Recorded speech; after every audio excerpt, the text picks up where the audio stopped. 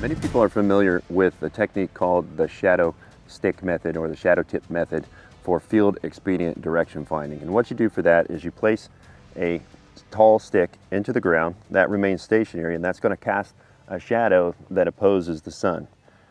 And then at the very tip of that shadow, you're going to place a mark. Then you're going to wait 15 to 20 minutes, and the shadow is going to move as the sun appears to arc across the sky. And then you're going to mark that next tip. And what you'll create is a series of marks that you can then take a stick, place those on there, and you can kind of infer your north-south line with that. So that takes anywhere from, and obviously the more sticks and more measurements you make, the better and more accurate it's going to be. But you're still limited in the amount of data, the amount of input you're collecting from the sun. So I'm going to show you a technique that I think is much better, and this is kind of one of those stationary techniques, and it's a little more passive once you set it up so that you can go do other things and focus on other things. So setting up your fire, setting up your shelter, getting some clean water to drink, and that sort of thing. So what we've done is kind of taken that principle and combined it with the watch method a little more. So still the same stick placed in the ground, and this technique is called first shadow, last shadow. You could also do it last shadow, first shadow, like we did in this case. So same stick in the ground, and basically the last shadow of the evening, before the sun drops below the horizon and no longer casts a shadow, you're going to place a stick along the shadow that that line is casting. Then in the morning when you wake up, the very first shadow that you get casted, you're going to mark that shadow with the same size stick. Right? It's very important that this remains stationary and constant, and that the two sticks that you mark the shadow with are both a constant, because if they're different lengths, then you've given a variable in there that shouldn't be there. The length of the actual shadow that's cast doesn't matter. The length of the sticks that you're using to measure that shadow are what matters. So what you've done is you've captured the first shadow and the last shadow, and everything in between can be inferred from those two shadows. So when you have your two marks on the ground, you simply have to take another straight stick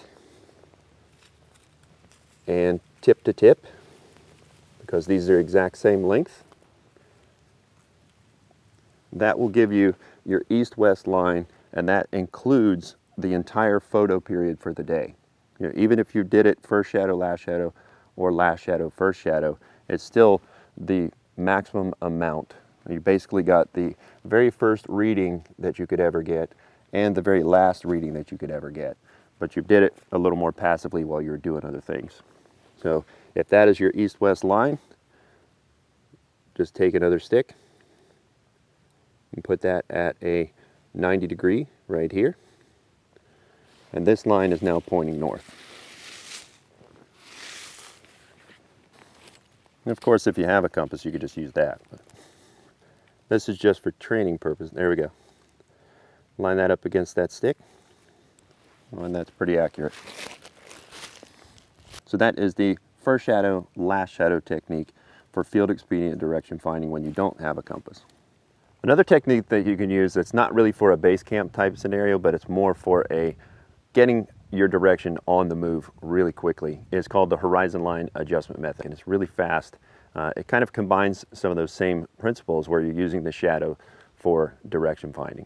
So I'm in the northern hemisphere, so I know that the sun appears to arc across the southern portion of the sky for us. We also know that it rises in the east and it sets in the west, and it's going to cast a shadow opposite of those two directions. And I also know that the entire photo period for the day is going to be basically 180 degrees of that full 360 degree circle around the globe.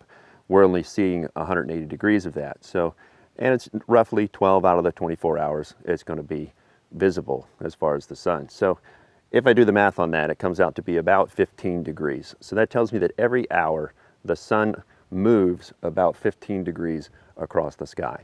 So with that information, what I can do is from the horizon line to where the sun is now, and I know that it's morning also, so I know which direction it's coming up. With it coming up from the horizon, I can take my hand and extend it completely out. All right, it doesn't work if you change the field of view and bring your hand close.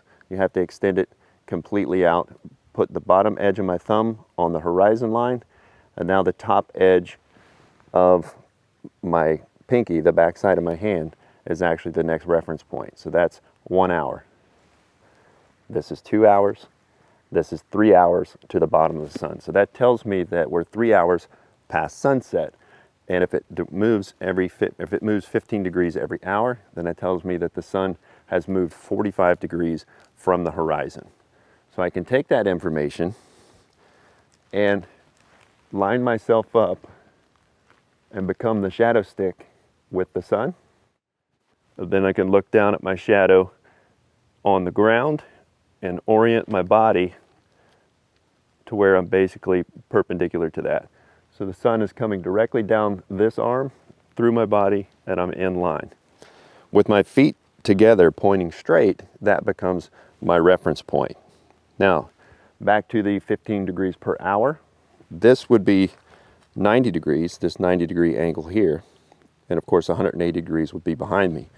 If it's moved 45 degrees, then I need to account for that by just moving my feet 45 degrees, right? If this is 90, this is 45. Now if I bring my feet back together, I should be facing north or pretty close to that. So what I can do to check that, and of course, this isn't something you would do in the field. You're not going to be able to check it with a compass. But I'm going to show you how accurate this technique is. Place a stick in between my feet, in line with what I think north is, and then we'll check it real quick with a compass and see how close we are.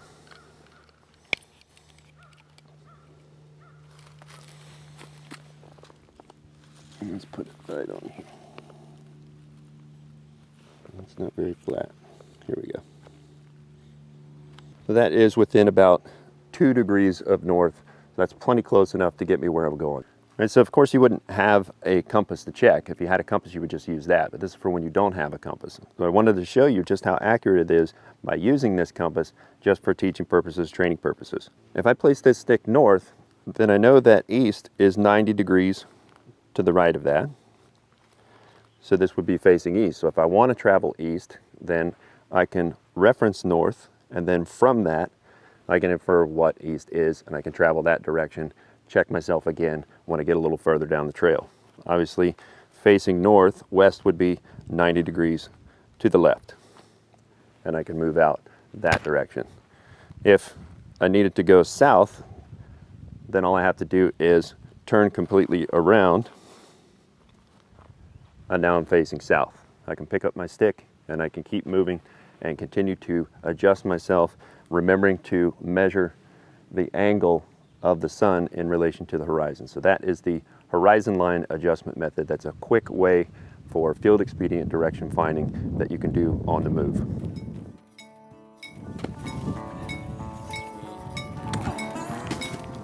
I don't know if we were done, but that was. Which one, that one? What's that? This one? Or just in general? Another? Huh? Don't look at me.